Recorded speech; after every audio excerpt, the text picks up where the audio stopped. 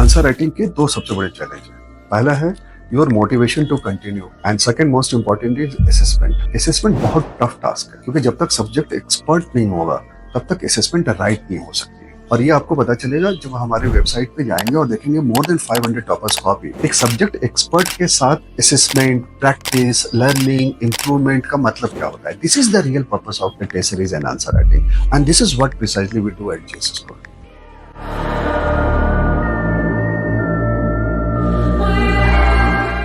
Hello everyone, this is Yatharth Dikshit.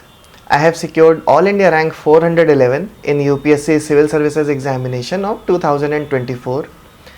In this video, I would like to highlight the aspects of note making for UPSC Civil Services Examination. Actually, note making एक ऐसा topic है, एक ऐसा point है हर aspirant की journey में जिसमें वो काफ़ी कंफ्यूज्ड रहता है। पहला कन्फ्यूजन तो यही रहता है कि नोट्स बनाएं कि ना बनाएं, दूसरा ये रहता है कि बनाएं तो कैसे बनाएं, और तीसरा ये रहता है कि उनको बना भी लें तो रिवाइज़ कैसे करें। तो मैं ट्राई करूँगा ये सारे एस्पेक्ट्स को एड्रेस करने का, क्योंकि मैं आपको पहले बताना चाहूँगा कि मैं लखीमपुर खीरी से बिलोंग करता हूँ। मैंने अपनी स्कूलिंग वहीं से की है, सेंट डॉन बॉस्को कॉलेज से। उसके बाद मैंने मैकेनिकल इंजीनियरिंग में बीटेक किया है एनआईटी इलाहाबाद से, और तत्पश्चात मैंने 2016 से लेकर 2023 तक भारत पेट्रोलियम कॉरपोरेशन लिमिटेड, जो कि एक पब्लिक सेक्टर अंडरटेकिंग है, वहाँ पे काम किया है। इसी काम करने के दौरान 2018 में मैंने पढ़ाई की शुरुआत की और 2019 में अपना पहला अटैम्प्ट दिया था। फिर हर साल मैं अटैम्प्ट देता गया और फाइनली 2024 के अटैम्प्ट में मुझे सफलता प्राप्त हुई है। तो मैं नोट मेकिंग के बारे में बताना चाहूँगा, क्योंकि मैं एक वर्किंग एस्पिरेंट था, वर्किंग प्रोफेशनल था, साथ साथ में पढ़ाई करता था।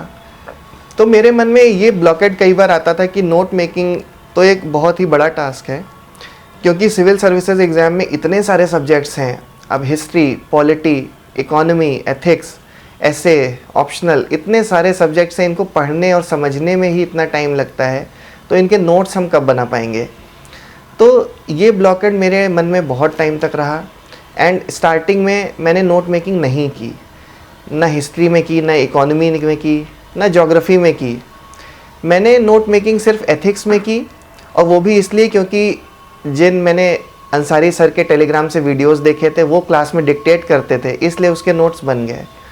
यहीं पे मैंने लक्ष्मीकांत से नोट्स बनाने की कोशिश की और उसमें मैंने अराउंड 50% बुक के नोट्स बनाए हैं खुद, लेकिन वो ऐसा था कि वो रिप्रोडक्शन ऑफ थॉट्स था, बट फिर भी वो काफ़ी कारगर सिद्ध हुए और मैं अभी भी उनको कई बार रिवाइज़ करता हूँ।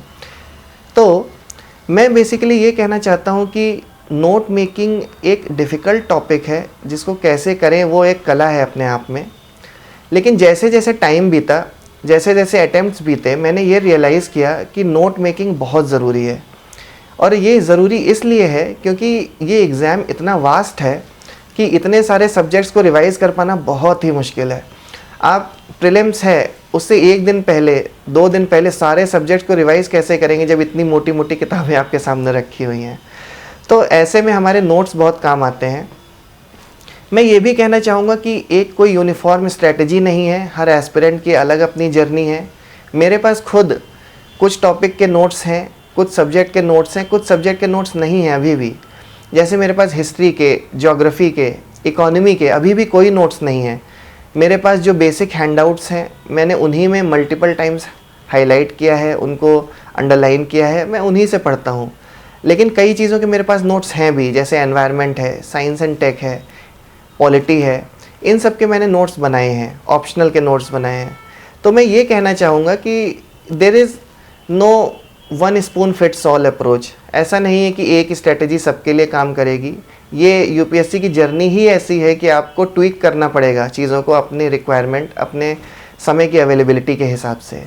लेकिन मैं ये कहना चाहूँगा कि नोट्स हो या ना हो, आपको उनको कंसोलिडेशन करके रिवाइज़ करना बहुत ज़रूरी है। ये आप कैसे करेंगे, इस पे मैं थोड़ी सी हेल्प करना चाहूँगा आपकी।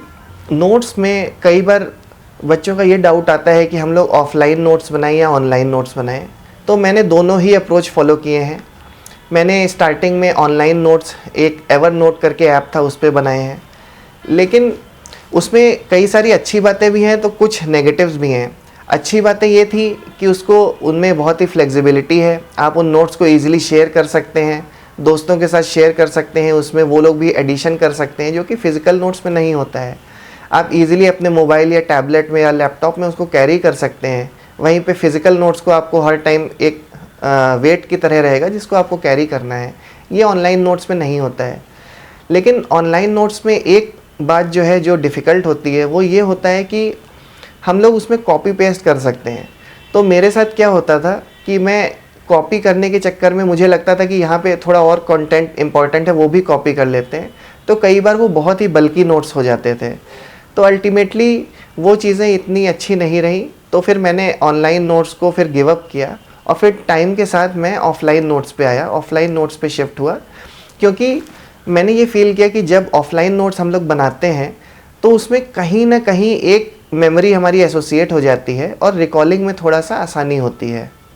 अब ये आपकी पर्सनल चॉइस है, आप कुछ भी कर सकते हैं, बट मेरा सजेशन ये रहेगा कि आप ऑफ़लाइन नोट्स अगर बना सकते हैं तो ज़रूर बनाएं। अभी ये बात आती है कि किस सब्जेक्ट के कितने नोट्स बनाएं और किस डेप्थ में नोट्स बनाएं। तो मैं यहाँ पे कहना चाहूँगा कि नोट्स भी आपको मल्टीपल फेजेस में बनाने होते हैं। ऐसा नहीं होता है कि आपने एक बार नोट्स बना लिए, वही नोट्स आपके जो एग्ज़ाम का दिन है वहाँ तक आपके काम आएंगे। फॉर एग्ज़ाम्पल, जैसे मैं बताना चाहूँगा कि साइंस एंड टेक के लिए मैं क्या करता था। साइंस एंड टेक एक ऐसा सब्जेक्ट है जिसमें करंट अफेयर्स बहुत ही इंपॉर्टेंट है और थोड़े से स्टैटिक पार्ट्स भी हैं। तो यहाँ पे मैं एक करंट अफेयर्स का कोर्स फॉलो करता था, लेवल अप IAS का। तो उसमें सर एक पूरा मंथ करीब साइंस एंड टेक को डेडिकेट करते थे एंड उसमें कई सारे हैंडआउट्स दिए जाते थे, जैसे कि बायोटेक्नोलॉजी है, हेल्थ है, स्पेस है, न्यूक्लियर टेक्नोलॉजी है। इस तरह से अलग अलग सेक्टर्स को कवर किया जाता था। लेकिन हैंडआउट्स मेरे लिए कई बार बल्की हो जाते थे, तो मैंने डिसाइड किया कि मैं क्लास के साथ ही उनके नोट्स बनाऊंगा। और मैं बताना चाहूँगा कि मैंने ये सारी क्लासेस ऑनलाइन ही की हैं, क्योंकि मैं जॉब करता था तो मेरे पास ये लग्जरी नहीं थी कि मैं फ़िज़िकल क्लासेस अटेंड करूँ। तो मैं इनको ऑनलाइन मोड में ही करता था और क्लासेस को कई बार मैं फ़ास्ट फॉरवर्ड कर सकता था। तो ये सब चीज़ें एक ऑनलाइन के भी एक फ़ायदे हैं, जो कि एक अलग एस्पेक्ट है। मैंने साइंस एंड टेक के हैंड रिटन नोट्स बनाए।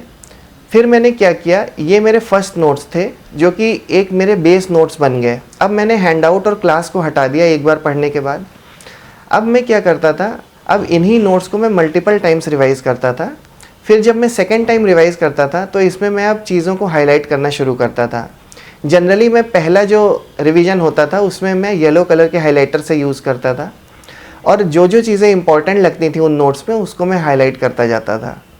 फिर अब जब उसके दोबारा जब थोड़े दिन बाद फिर से रिवीजन की बारी आती थी तो मैं यही बस हाईलाइटेड पोर्शन पढ़ता था और इनमें भी जो इम्पोर्टेंट लगता था उसको एक अलग कलर के हाइलाइटर से यूज़ करता था। एंड मैं ये बताना चाहूँगा, ये हाइलाइटर वाली स्ट्रैटेजी बहुत सारे टॉपर्स ने रेकमेंड की है एंड ये सच में बहुत कारगर है। तो इस तरह से मैं अब सेकेंड कलर के हाइलाइटर से उसको मैं करता था। फिर फाइनली मैं उसमें एक थर्ड कलर का हाइलाइटर लेके आता था, जिससे और फर्दर उसमें जो बहुत ही एक मेजर की पॉइंट्स होते थे बस उनको मैं हाईलाइट करता था। एंड जो एग्ज़ाम के पहले का एक दिन होता था या 2 दिन पहले जब मुझे सारे सब्जेक्ट्स रिवाइज़ करने होते थे तो मैं सिर्फ वो जो थर्ड टाइम का हाईलाइटेड पार्ट था बस उसको पढ़ता चला जाता था। और ऐसा टाइम आ गया था कि मैं पूरा साइंस एंड टेक करीब 5 से 6 घंटे में रिवाइज़ कर लेता था। इसमें साइंस एंड टेक के अंदर ही कितने सारे सब्जेक्ट्स हैं वो सब के सब रिवाइज़ हो जाते थे 5 से 6 घंटे के अंदर। यही चीज़ एनवायरनमेंट के साथ भी की थी मैंने। एनवायरनमेंट के भी मैंने हैंड रिटन नोट्स बनाए थे, अराउंड 70 to 80% बनाए थे। यहाँ पे भी मैंने वही सेम करंट अफेयर्स वाले कोर्स का काम को यूज़ किया था, क्योंकि लेवल अप IAS में संतोष सर ने बहुत ही डिटेल में एनवायरनमेंट को कवर किया था। जब मैंने 2018 में प्रिपरेशन स्टार्ट की थी तो मैंने शंकर IAS की बुक से एनवायरनमेंट के बेसिक्स कवर किए थे और उसके बाद बेसिकली करंट अफेयर्स को ही फॉलो करके उनका अपडेशन करता था। लेकिन जब एक बार मैं लेवल अप IAS में ज्वाइन हुआ तो सर ने स्टैटिक और करंट को इंटीग्रेटेड वे में पढ़ाया। फिर एक कोई और बुक की ज़रूरत नहीं पड़ी एंड उनके हैंडआउट्स ही सफिशिएंट थे कि उन हैंडआउट से स्टैटिक भी कवर हो जाएगा एंड करंट अफेयर्स भी कवर हो जाएगा। जैसे कि हम लोग जानते हैं एनवायरनमेंट में कितने सारे स्पीशीज़ हैं, कितने सारे नेशनल पार्क्स हैं, उन नेशनल पार्क्स की कितनी सारी इम्पोर्टेंट चीज़ें हैं। तो कई बार ऐसा भी होता था कि जैसे कि ये बायोडाइवर्सिटी की मैं बात कर रहा हूँ, तो उसमें कई बार नोट्स बनाना पॉसिबल नहीं भी हो पाता था। तो यहाँ पे मैंने मिक्स्ड अप्रोच फॉलो किया था। करीब 80% चीज़ों के तो मेरे पास नोट्स मैंने हैंड रिटन बना लिए थे, लेकिन जिन चीज़ों के मैं नहीं नोट्स बना पाया था उनको मैंने हैंडआउट्स प्रिंट लेके उनमें वही मल्टीपल हाईलाइट का अप्रोच फॉलो किया था। अब हम लोग आते हैं अलग टॉपिक्स पे, जैसे कि हम लोग बात करते हैं पॉलिटी की। तो पॉलिटी में लक्ष्मीकांत को ही मैंने बेस बनाया है और उसी बुक से मैंने मल्टीपल रिवीजन किए हैं। इसमें मैंने नोट्स भी बनाए थे, अराउंड 50% ऑफ बुक के मैंने नोट्स बना लिए थे स्टार्टिंग में, और फिर उसी में हाईलाइट करके उनको बार बार पढ़ा था। उसमें जो बेसिकली यूनिट 1 है जिसमें फंडामेंटल राइट्स हैं, डीपीएसपी है, प्रियम्बल है, फिर आगे के यूनिट्स में पार्लियामेंट चैप्टर है, जुडिशरी चैप्टर है, ये सब बहुत ही इंपॉर्टेंट चैप्टर्स हैं। तो इनके नोट्स बनाना बहुत ही फलदायक रहता है। तो वो नोट्स बनाए, उनमें भी वही चीज़ मैंने अपनाई कि हाईलाइट किया। इन सब नोट्स बनाने में समय बहुत लगता है, तो आप लोगों को पहली रीडिंग में बस बुक को पढ़ें और बस उसमें अंडरलाइन कर लें पेंसिल से, अगर आप करना चाह रहे हैं जो आपको इम्पोर्टेंट लग रहा है। फिर आप सेकेंड रीडिंग में आप जब PYQ थोड़ा एनालाइज कर लेंगे तो आपको पता चलेगा कौन सी चीज़ ज़्यादा इम्पॉर्टेंट है, फिर आप उन चीज़ों को हाईलाइट कर लीजिए। अभी मैं एक इम्पॉर्टेंट चीज़ आपको बताना चाहूँगा कि जो जैसे मान लीजिए आप 2026 में ये एग्ज़ाम दे रहे हैं, जैसा कि आप सभी एस्पिरेंट्स को पता होगा, ये एग्ज़ाम के 3 फेज़ होते हैं। पहला होता है प्रिलिमिनरी एग्जामिनेशन, जिसमें MCQ बेस्ड टेस्ट होते हैं, 2 एग्ज़ाम होते हैं। पहला होता है जनरल स्टडीज़ और सेकंड होता है एप्टीट्यूड का, सिविल सर्विसेज एप्टीट्यूड टेस्ट, जो कि क्वालिफाइंग नेचर का होता है और cut off basically first paper के बेसिस पे ही बनता है। फिर इसके बाद मेंस का एक स्टेज आता है जिसमें 9 पेपर्स होते हैं, जिसमें 2 क्वालिफाइंग नेचर के होते हैं लैंग्वेज पेपर्स और बाकी 7 होते हैं स्कोरिंग सब्जेक्ट्स। इसमें भी हमारे जो एक ऐसे का पेपर है, 4 GS के पेपर्स हैं, 2 ऑप्शनल के पेपर्स हैं, और फाइनली एक इंटरव्यू का स्टेज रहता है। तो इन स्टेजेस में नोट मेकिंग बहुत इंपॉर्टेंट हो जाती है। तो अब मैं बताना चाहूँगा, जैसे मान लीजिए आप अगले साल 2026 के लिए प्रिपेयर कर रहे हैं, तो उसके पिछले साल 2025 के दिसंबर तक आपको आपके मेंस प्रिपरेशन पे फोकस करना होगा। आपको इस मेंस प्रिपरेशन में GS और ऑप्शनल दोनों पे ही फोकस करना होगा। उनके नोट्स बनाने होंगे, उनकी आंसर राइटिंग करनी होगी। और ये जो फेज़ है, इसमें आपको जो नोट्स बनाने हैं वो मेंस के हिसाब से नोट्स बनेंगे। इसका क्या मतलब है? इसका सिंपल सा मतलब है कि हम लोगों ने प्रीलिम्स का सिलेबस अगर देखें तो वो बहुत ही बस एक पॉइंट लिखा हुआ है और उसमें सब कुछ आ जाता है। वहीं पे मेंस का जो सिलेबस है वो बहुत ही स्पेसिफाइड है। उसमें एक एक पॉइंट के अंदर अलग अलग चीज़ें लिखी हैं। जैसे हम GS2 का सिलेबस उठाएं तो उसके अंदर करीबन 20-22 पॉइंट्स हैं। GS3 उठाएं उसमें 20 पॉइंट्स हैं। GS4 उठाएं तो करीब 8 अलग अलग पॉइंट्स हैं। उसके अंदर वेरियस सिलेबस पॉइंट्स हैं जो कि करीब 42 से 43 पॉइंट्स बन जाते हैं। तो मैं ये कहना चाहूँगा कि आपको मेंस के हिसाब से नोट्स बनाने होंगे। और मेंस के नोट्स बनाने में क्या करना होगा, आप जैसे GS2 में है, आपने एक टॉपिक उठाया, उसकी डेफिनीशन लिखें, एक अच्छी सी डेफिनीशन। जैसे गवर्नेंस है या गुड गवर्नेंस है तो वर्ल्ड बैंक या UNDP ने कोई डेफिनीशन दी है, वो आप अपने नोट्स में डालें। इसी डेफिनीशन को आप अपने आंसर्स के इंट्रोडक्शन में इस्तेमाल कर सकते हैं। फिर आपको कुछ फैक्ट्स लिखने होंगे इंपॉर्टेंट उस टॉपिक से रिलेटेड, क्योंकि मेंस एक ऐसा एग्ज़ाम है जिसमें आपके ऊपर है आप कितने फैक्ट्स देना चाहते हैं। तो आप 4 से 5 फैक्ट्स लिखें उस टॉपिक पे, और उतने ही फैक्ट्स लिखें जितने आप आसानी से याद कर सकते हैं और आसानी से रिवाइज करके उसको एग्ज़ाम में रिप्रोड्यूस कर सकते हैं। तो आप कुछ इंपॉर्टेंट फैक्ट्स नोट कर लीजिए। यहाँ पे मैं एक और चीज़ कहना चाहूँगा, क्योंकि लोगों को लगता है कि इतने सारे फैक्ट्स हम कैसे याद करें। तो आप मेंस में बस उतने ही फैक्ट याद करें जितना आपको लग रहा है कि आपके लिए वो सफिशेंट रहेंगे, एंड आप इन्हीं को रिप्रोड्यूस करेंगे तो आपके अच्छे मार्क्स आएंगे। फिर इसके बाद आप मेंस के नोट्स बनाने में जो भी इशू है उसके पॉजिटिव्स लिखिए, उसके नेगेटिव्स लिखिए, वो क्या क्या इश्यूज़ चल रहे हैं, वो इश्यूज़ को सॉल्व करने के लिए क्या क्या स्टेप्स लिए गए हैं, सरकार ने क्या स्टेप्स लिए हैं, इंटरनेशनल स्टेज पे उसके लिए क्या स्टेप्स लिए गए हैं, और फिर वे फॉरवर्ड क्या होना चाहिए कि आगे हमें और क्या चीज़ करनी चाहिए। इस तरह से हम एक टॉपिक को होलिस्टिकली कवर कर लेंगे और ज़्यादातर GS के क्वेश्चंस इन्हीं सब के इर्द गिर्द आते हैं। फिर एक बहुत इम्पॉर्टेंट चीज़ नोट मेकिंग में मैं यहाँ पे स्पेसिफाई करना चाहूँगा और मैं सबको रेकमेंड भी करूँगा कि ये आप लोग ज़रूर करें, वो है कि हमें बहुत अच्छे इंट्रोडक्शन और कंक्लूजन प्रिपेयर करने होंगे। और ये अच्छे इंट्रोडक्शन कंक्लूजन हम लोग वहाँ पे इमीडिएटली एग्ज़ाम के एटमॉस्फेयर में, जहाँ पे हमें 1 मिनट में अच्छा इंट्रो, 1 मिनट में अच्छा कंक्लूजन लिखना है, वो हम नहीं कर पाएंगे। तो इसमें मैंने क्या किया, मैंने 2 चीज़ें की। एक तो निखिल सर, विशाल सर, इनका हिस्ट्री का एक क्रैश कोर्स मैंने लिया था लेवल अप आईएएस से। तो सर ने बहुत ही अच्छे इंट्रोडक्शन एंड कंक्लूजन हिस्ट्री में प्रिपेयर करा दिए थे एंड वो इतने अच्छे थे कि उनको मैं कई जगह यूज़ कर पा रहा था। अगर क्विट इंडिया मूवमेंट आ रहा है या सिविल डिसोबीडियंस मूवमेंट आ रहा है या पार्टीशन आ रहा है 1905 का, तो वो एक कॉमन इंट्रोडक्शन है जो यूज़ किया जा सकता है बहुत जगह पे। ऐसे ही टॉपर कॉपीज़ का इस्तेमाल करना यहाँ पे एक बहुत मेजर एस्पेक्ट आ जाता है। मैं यहाँ पे स्पेशल मेंशन करना चाहूँगा कुणाल रस्तोगी सर जी का, जिनकी आई थिंक AIR 15 आई थी और GS2 में बहुत ही ज़्यादा हाई स्कोरिंग आया था, अराउंड 135। तो मैंने उनकी कॉपीज़ से GS2 के बहुत सारे इंट्रोडक्शन और कंक्लूजन की लिस्ट बनाई है और उनको मैंने बहुत मल्टीपल जगहों पे इस्तेमाल किया है। एक उनका कंक्लूजन था वीकर सेक्शन के लिए, वो इतना अच्छा था कि जिसमें मैं इसको बताना चाहूँगा। जैसे हम लोगों ने थ्योरी पढ़ी थी अपने क्लासेस में बायोलॉजी में, सर्वाइवल ऑफ द फिटेस्ट, तो उन्होंने ये एक कंक्लूजन लिखा था कि now the time has come to make such policies which will ensure survival of the weakest. तो इससे हमें ये पता चलता था कि हमें फिटेस्ट को, ठीक है वो तो बायोलॉजिकली हो रहा है, बट ऐसी पॉलिसीज़ बनाई जाएँ कि जो वीक लोग हैं उनका सर्वाइवल इंश्योर हो पाए। और ये इतना अच्छा कंक्लूजन था कि इसको मैंने GS1, GS2 और GS3 तीनों पेपर में अलग अलग क्वेश्चंस में इस साल यूज़ किया था। तो ऐसे ही आपको टॉपर कॉपीज़ अलग अलग देखनी है, उनके जो इम्पोर्टेंट अच्छे पॉइंट्स हैं, अच्छे, मैं इंट्रोडक्शन कंक्लूजन पे ज़्यादा फोकस करूँगा, कुछ अच्छे डायग्राम्स होंगे, उनको आप अपने नोट्स में इनकॉर्पोरेट कर लें और ये आपको बहुत मदद करेगा। साथ ही साथ मैं नोट मेकिंग में एम्फेसाइज़ करना चाहूँगा, जैसे GS3 की बात मैं करूँ या GS2 की ही बात करूं, तो अंडरस्टैंड UPSC एक प्लेटफॉर्म है सत्यम जैन सर का, उसमें एक कॉन्कर मेंस प्रोग्राम का भी मैं पार्ट था जिसमें प्रीवियस ईयर क्वेश्चंस डिस्कस किए गए थे मेंस के। तो वहाँ पे इकोनॉमी की जैसे बात करें तो बहुत सारे फैक्ट्स थे, तो मैंने उसमें कई सारे टॉपिक्स तो उन PYQ से ही प्रिपेयर कर लिए थे।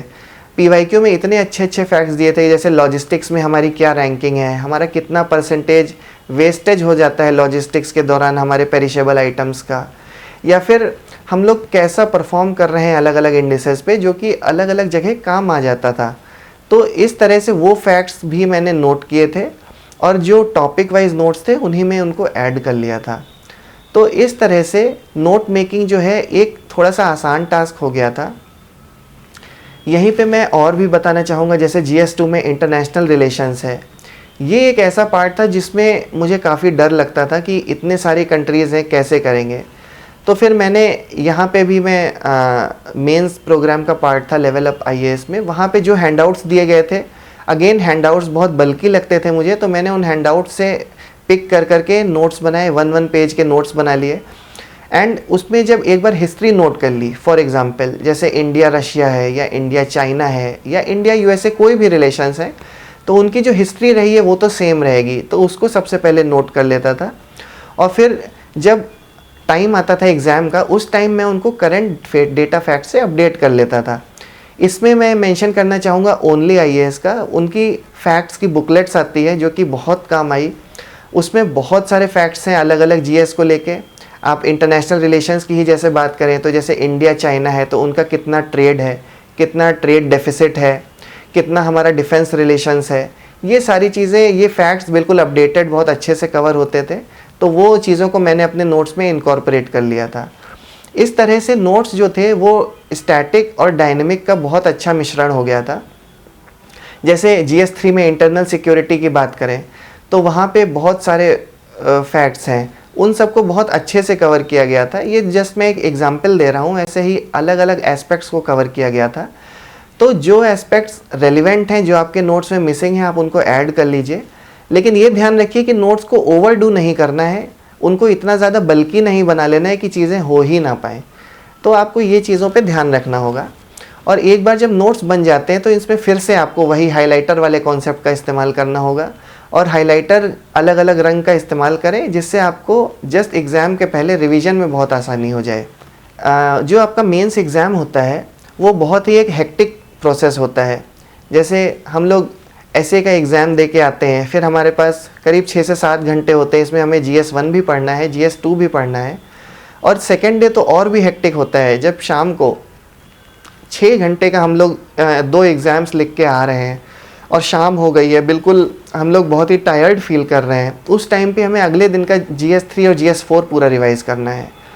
तो आपको इस तरह से नोट्स को बनाना है कि आप 3 से 4 घंटे में पूरा का पूरा GS रिवाइज़ कर लें।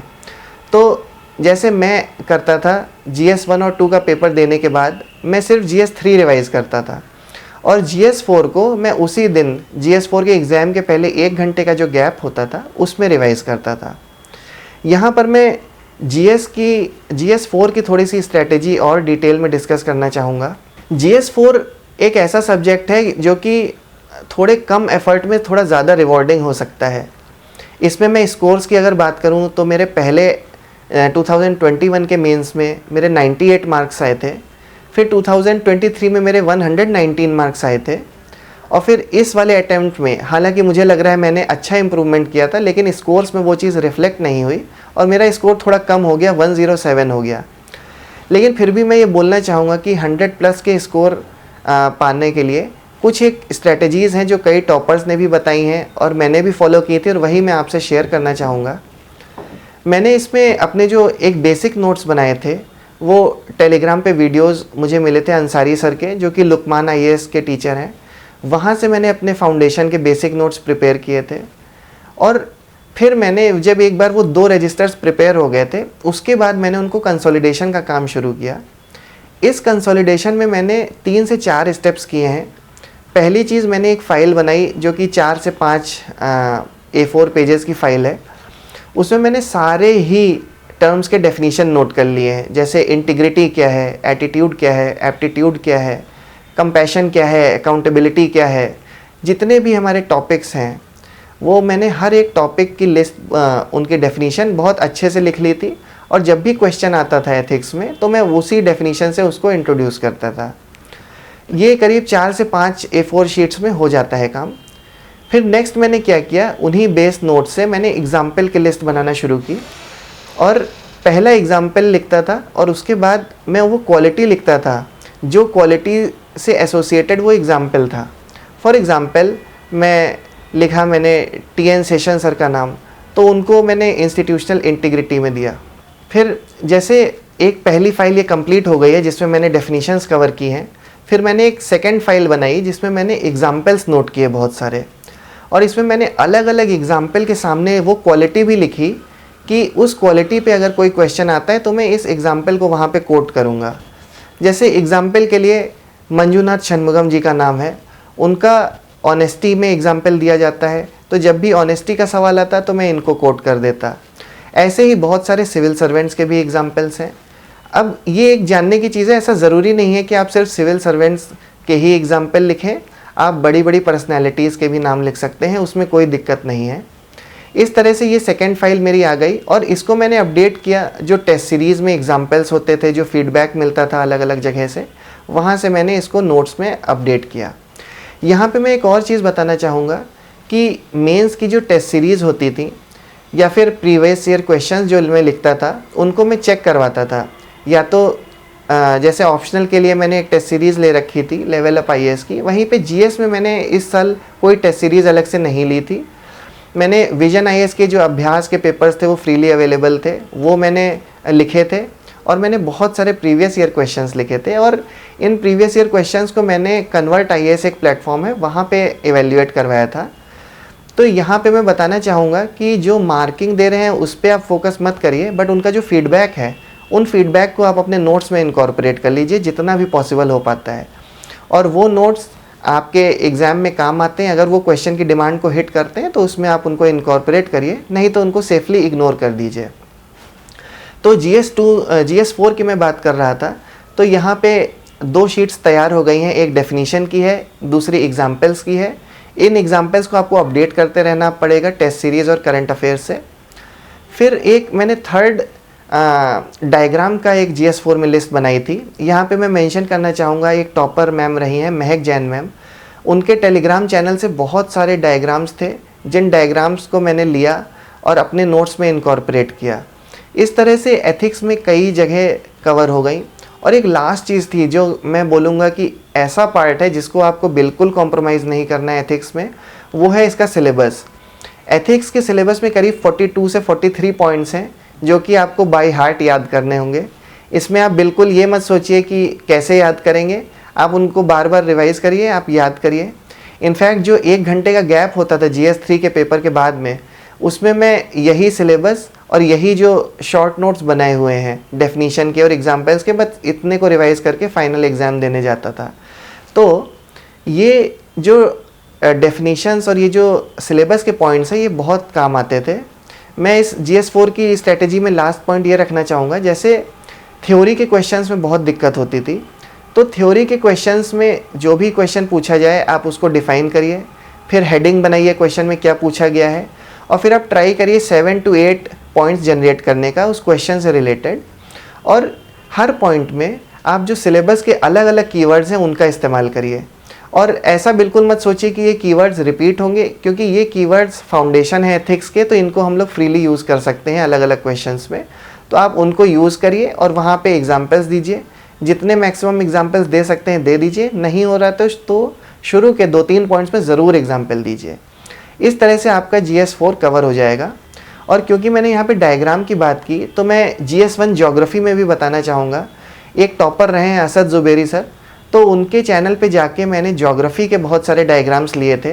वो डायग्राम सर ने बेसिकली NCERT से ही बनाए हैं, तो मैंने भी उनको लिया, प्रिंट लिया और फिर अपना एक अलग PDF अलग ही मैंने अपना एक पेज प्रिपेयर कर लिया था जिसमें मैंने सारे वो डायग्राम्स बनाए थे।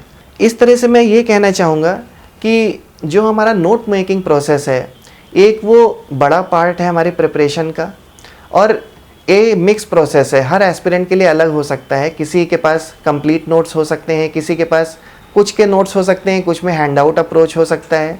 लेकिन बेसिक चीज़ ये है कि आप नोट्स बनाएं या हैंडआउट्स में हाईलाइट करें, बस ऐसे करें कि आप उसको रिवाइज़ कर पा रहे हैं। इसी के साथ मैं नोट मेकिंग वाला ये वीडियो समाप्त करना चाहूँगा। अगर आप लोगों की कोई डाउट हो तो वो ज़रूर बताइएगा, हम लोग एड्रेस करेंगे।